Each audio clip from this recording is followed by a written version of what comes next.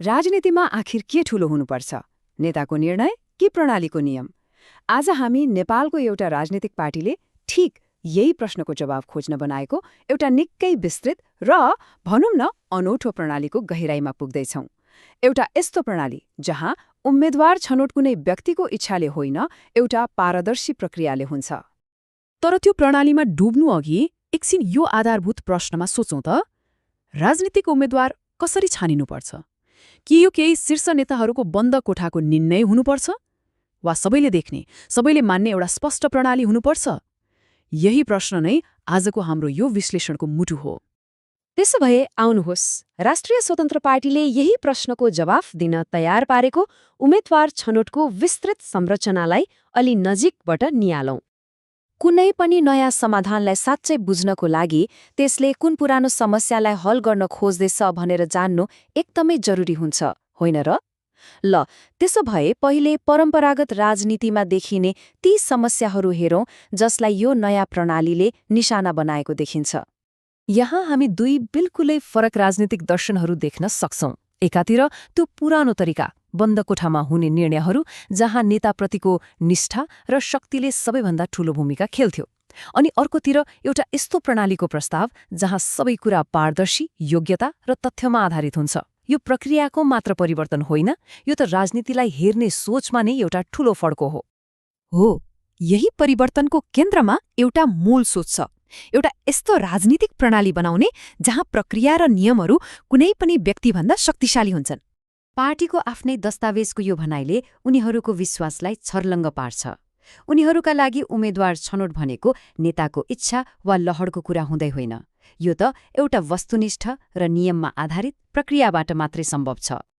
ल, अब सिद्धान्तको कुरा धेरै भयो, अब व्यवहारमा जाउँ। यो प्रणालीले वास्तवमा काम कसरी गर्छ त? यसको मुटुमा छ एउटा अङ्क दिने संयन्त्र, जहाँ हरेक उम्मेद्वारलाई तथ्याङ्क र तथ्यको आधारमा मूल्याङ्कन गरिन्छ। समानुपातिक उम्मेद्वारको मूल्याङ्कन 100 अङ्कमा हुन्छ, तर यसको बाँडफाँड निकै रोचक छ।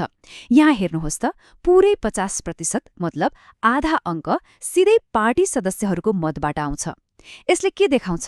यसले देखाउँछ कि समिति वा विज्ञहरूको मूल्याङ्कनभन्दा सदस्यहरूको निर्णयलाई सबैभन्दा बढी महत्त्व दिएको छ, अनि बाँकी 50% चाहिँ अरू दुई मापदण्डमा बाँडिएको छ।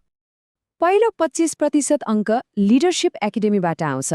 यसले उम्मेद्वारको राजनीतिक क्षेत्र, नैतिकता, अनुभव जस्ता गुणहरूलाई मापन गर्छ। तर यहाँ सबैभन्दा चाखलाग्दो कुरा के छ भने सबैभन्दा बढी 30% भार उम्मेद्वारको भिजन अर्थात् भविष्यको दृष्टिकोणलाई दिएको छ। यसले के सङ्केत गर्छ भने पार्टीले उम्मेद्वारको विगतभन्दा भविष्यको योजनालाई बढी महत्त्व दिन खोजेको देखिन्छ। अनि अर्को 25% हो पोलिटिकल प्रक्सिमिटी। यसले के मापन गर्छ भने उम्मेद्वार आफ्नो पार्टी, आफ्नो समुदाय र लोकतान्त्रिक आन्दोलनहरूसँग कत्तिको नजिक र जोडिएको छ। सरल भाषामा भन्दा उम्मेद्वारको जरा कति गहिरो छ भनेर हेर्ने तरिका हो यो। र फेरि एकपटक यो 50%मा ध्यान दिउँ, किनकि यो साँच्चै महत्त्वपूर्ण छ। यो एउटा अङ्कले नै पुरै प्रणालीको चरित्र निर्धारण गर्छ। यसले प्रश्न भन्छ, अन्तिम निर्णयको सबैभन्दा ठूलो शक्ति पार्टी सदस्यहरूसँगै रहन्छ, र यही कुराले यो प्रक्रियालाई साँच्चीकै सदस्य केन्द्रित र लोकतान्त्रिक बनाउँछ। ल, अब यो संरचनाको अर्को महत्त्वपूर्ण स्तम्भमा जाउँ, त्यो हो समावेशिता। विविधता र प्रतिनिधित्व सुनिश्चित गर्नको लागि यहाँ निकै विस्तृत र बहुस्तरीय दृष्टिकोण अपनाइएको छ।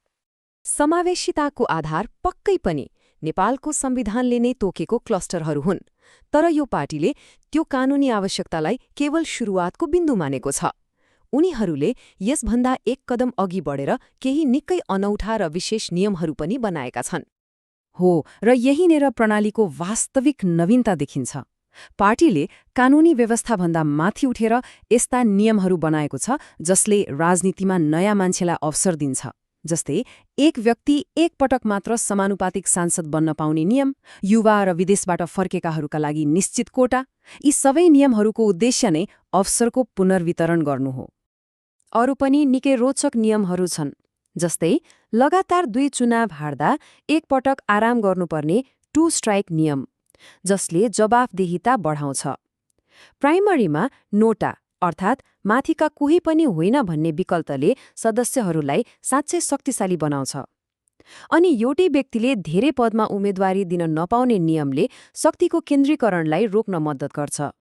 ल, यति धेरै नियम र मापदण्डहरू त छन्, तर यो सबै व्यवहारमा कसरी लागू हुन्छ त? अब उम्मेद्वार छनौट प्रक्रियाको समयरेखालाई चरण-चरणमा हेरौं। यो पुरै प्रक्रिया 8 चरणको एउटा पारदर्शी यात्रा जस्तै छ। उम्मेदवारीको आह्वानबाट सुरु भएर दावी विरोध, मूल्याङ्कन र सदस्यहरूको मतदान जस्ता विभिन्न फिल्टरहरू पार गर्दै यो अन्तिम नतिजामा पुग्छ। यसको मुख्य उद्देश्य के देखिन्छ भने प्रक्रियाको हरेक चरणलाई सार्वजनिक र अनुमानयोग्य बनाउनु हो। त्यसो भए यो सबैको सार के हो त? यस्तो विस्तृत र भनौँ न अलि जटिल प्रणाली बनाउनुको वास्तविक अर्थ के हो र यसले राजनीतिमा आखिर कस्तो प्रभाव पार्न सक्छ? अन्त्यमा सबैलाई सोच्नको लागि एउटा प्रश्न छोडेर जान्छु।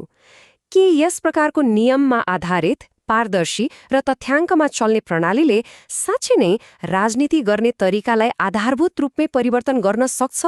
यो एउटा प्रयोग हो र यसको नतिजा कस्तो आउँछ त्यो त भविष्यले नै देखाउनेछ।